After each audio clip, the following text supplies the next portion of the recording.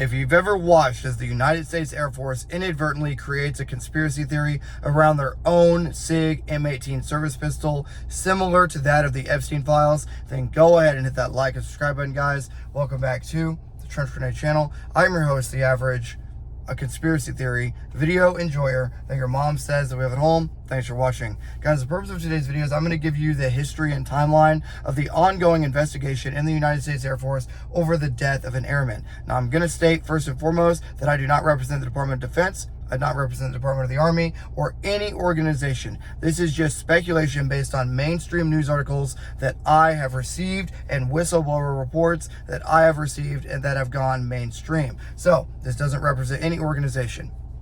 If you guys enjoy my content, all that I ask that you do is hit the like button and comment down below, does this stink of conspiracy? I want to know what your guys' thoughts are, because the vast majority of you guys, or a large portion, have said, give us the video, or this is not the airman's fault. So I'm going to give you guys a history lesson first, and then we'll spell out why this is controversial.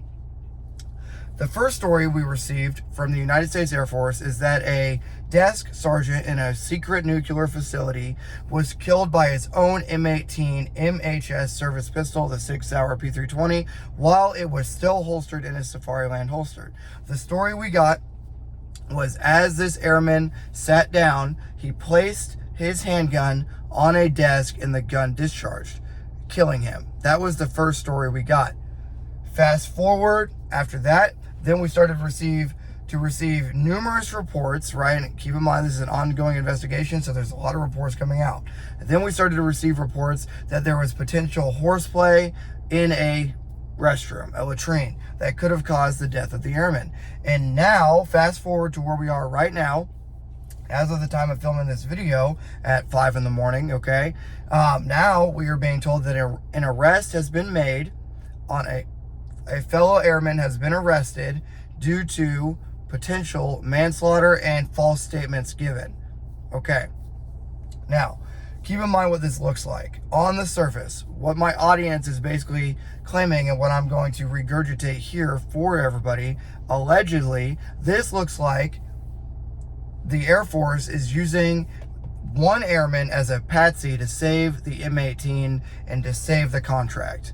That is what it looks like on the surface. Now, before everyone panics, keep in mind where this incident was initially reported of being was at a secret nuclear facility, okay? At a desk, and security forces desk sergeant, that area would most definitely have security footage, right?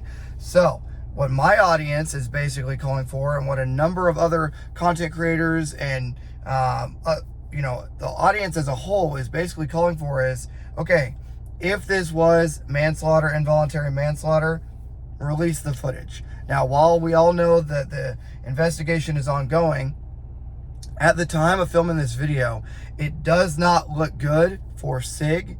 It does not look good for the Air Force. And switching the story, 180 from, well, the desk sergeant, right, placed his Safariland holster down on a desk and it shot him in the chest.